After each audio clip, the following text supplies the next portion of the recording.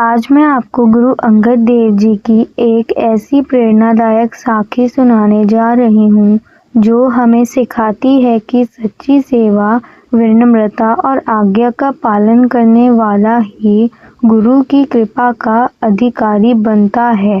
एक दिन गुरु अंगद देव जी अपने शिष्यों के साथ बैठे हुए थे। सत्संग समाप्त होने के बाद गुरु जी ने सभी शिष्यों की ओर प्रेम से देखा और कहा, आज मैं देखना चाहता हूँ कि आप में से कौन निस्वार्थ भाव से सेवा करने के लिए हर परिस्थिति में तैयार रहता है।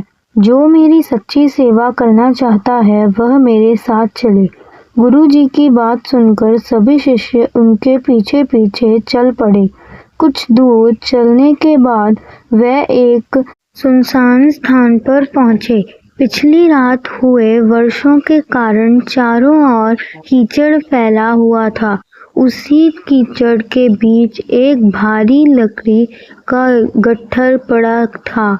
गुरुजी वहां रुके और अपने शिष्यों से बोले, क्या कोई इस लकड़ियों के गट्ठर को अपने कंधे पर उठाकर मेरे साथ चल सकता है?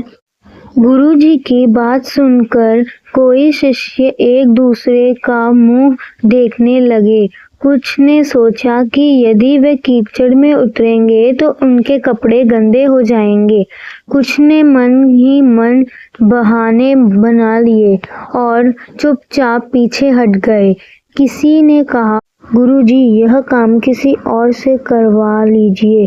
लेकिन एक विनम्र सेवक बिना एक पल भी सोचे तुरंत आगे बढ़ा। उसने श्रद्धा से गुरुजी को प्रणाम किया और बिना किसी शिकायत के कीचड़ में उतर गया। उसने पूरे प्रयास से भारी लकड़ियों का गट्ठर अपने कंधे पर उठा लिया।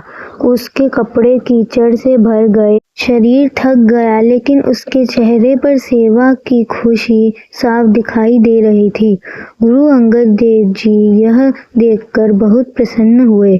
उन्होंने उस सेवक को आशीर्वाद दिया और सभी शिष्यों से कहा, याद रखो, सच्ची सेवा वही है जिसमें कोई स्वार्थ न हो। जो सेवा करते समय आराम, सम्मान या लाभ की चिंता नहीं करता वही सच्चा सिख कहलाने योग्य होता है। यह सुनकर बाकी शिष्यों को अपनी गलती का एहसास हुआ। उन्होंने गुरु जी के चरणों में सिर झुकाकर क्षमा मांगी और वचन दिया कि आगे से वह सेवा करने का कोई भी अवसर नहीं छोड़ेंगे। गुरु जी ने सभी को प्रेम पूर्वक समझाया कि सेवा करने वाला व्यक्ति कभी छोटा नहीं होता। निस्वार्थ सेवा मन को पवित्र बनाती है। एक ऐसे सेवक पर हमेशा गुरु की कृपा बनी रहती है। हमें कभी भी सेवा करने से पीछे नहीं हटना चाहिए।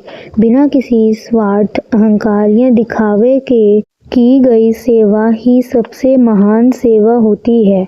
जो व्यक्ति विनम्रता से दूसरों की सहायता करता है वही सच्चे अर्थों में गुरु का प्रिय बनता है।